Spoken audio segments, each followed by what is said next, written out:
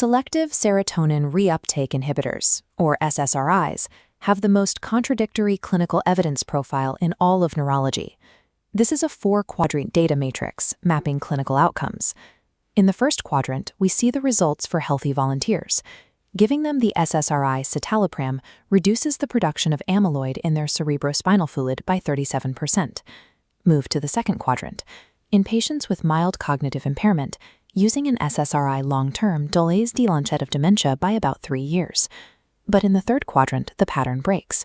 When given to a patient with established Alzheimer's disease, that same drug actively worsens their cognition compared to a placebo.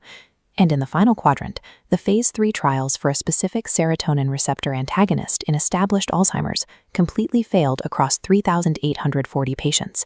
Efficacy was strictly zero. The pharmacological target is identical in all 4 cases, but the outcomes are completely at odds. The serotonin system appears to act as a validated anti-amyloid target in health, a neurotoxin in established disease, and eventually a total therapeutic dead end. The data reflects a drug being administered to a biological system that has lost the biochemical substrate required for it to function. Resolving this requires tracing a 50-year biological fuse. We have to abandon the model that limits neurodegeneration strictly to the brain and track the exact mechanical chain from a failed clinical trial backward to an ecological drift in the gut. To understand the phase 3 clinical failure, we have to look at the exact site the drug targets, the serotonin synapse in an Alzheimer's brain. Reuptake inhibitors like SSRIs do not create serotonin. They can only redistribute serotonin that the brain has already synthesized. If the neuron lacks the raw material to build the transmitter in the first place, blocking its reuptake accomplishes nothing. That raw material is an amino acid called tryptophan. The central nervous system relies on one tiny, low-concentration pool of it, shared across every cell, and that single pool must be partitioned among competing metabolic branches. This flowchart shows the tryptophan fork dividing dietary tryptophan among protein synthesis, kynurenine, and serotonin. The serotonin branch gatekeeper, TPH2, operates near saturation. Its margin for error is razor thin. If ambient tryptophan drops even slightly, the enzyme starves and serotonin synthesis plummets. Giving an SSRI to an established Alzheimer's patient fails because the serotonin pathway is entirely substrate-limited upstream of the target. Giving these drugs is effectively trying to squeeze a dry sponge, hoping for moisture that simply isn't there anymore. The question is exactly what causes the available tryptophan pool in an aging brain to drop so drastically. Returning to the tryptophan fork, the culprit is the inflammatory induction of enzyme IDO1 on the neighboring branch. Triggered by chronic peripheral cytokines, IDO1 has a high flux affinity. It completely dominates the biochemical flux, siphoning the shared tryptophan pool and starving the serotonin branch. This metabolic diversion acts as a double hit on the brain. It subtracts the raw material needed to synthesize serotonin, and it actively forces that stolen tryptophan down the alternative kynurenine pathway.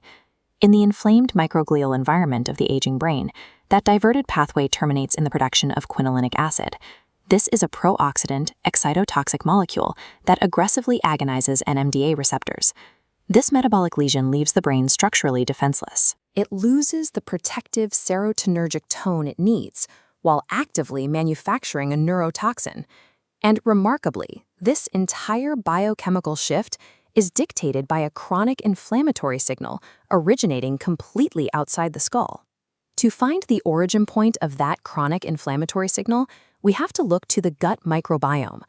As humans age and become frail, the resident microbial community of the gut loses diversity. Specifically, it loses the oxygen-intolerant fibre-fermenting bacteria that produce butyrate. Butyrate is the primary energy source for colonocytes and acts as the specific molecular signal required to assemble the tight junctions of the intestinal barrier. In a low butyrate environment, this cross-section of the gut epithelial barrier shows the tight junctions degrading. Through these broken junctions, microbial products like lipopolysaccharides and TMAO leak directly from the gut lumen into the systemic bloodstream below. This ecological drift creates the chronic systemic endotoxemia that drives IDO1 induction in the brain over the course of decades. A specific brainstem nucleus detects this localized gut pathology before the rest of the brain is even involved. The gut and the brainstem share a dual cable system. One is a humoral channel, while the other is a direct neural channel traveling up the vagus nerve. Enteroendocrine neuropod cells sit directly in the gut lumen, sampling the microbial contents.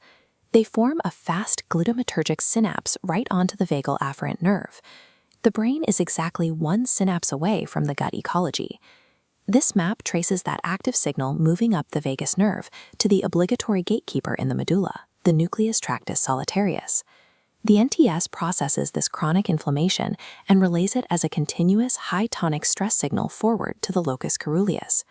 Handling that chronic afferent load exacts a severe bioenergetic cost. To keep up, the locus coeruleus is forced to oxidize its own escaping norepinephrine, converting the transmitter into a highly reactive aldehyde. That aldehyde activates a protease, which cuts the tau protein into propagation-competent seeds. The inflammatory gut directly unpicks the seam of the brainstem, decades before a single amyloid plaque forms in the cortex. To understand why our drugs fail, we have to play this entire biological fuse forward from the initial spark. This timeline maps the 50-year trajectory. Between years 0 and 20, the gut ecology drifts. Butyrate drops, the epithelial barrier fails, and endotoxins leak into the bloodstream. Moving to years 20 to 30, the vagus nerve relays that chronic inflammatory load to the brainstem. The locus coeruleus is poisoned by its own metabolic effort, and toxic tau is seeded. By years 30 to 40, the degenerating locus coeruleus takes the neighboring serotonergic raphe nucleus down with it. Serotonin production is physically and chemically withdrawn from the brain. At year 50 and beyond, without serotonin to act as a biochemical brake, amyloid production releases across the cortex, resulting in clinical Alzheimer's disease. And it is precisely here, in this end-stage segment, that we place our drug trials. Administering an SSRI at year 50 fails because the drug arrives half a century late. It is trying to stimulate a raphe nucleus that is structurally dead and biochemically starved of tryptophan by the gut. We cannot force serotonin reuptake in an established dementia. The path to efficacy relies on restoring the gut's tryptophan partition decades before the first plaque is ever formed.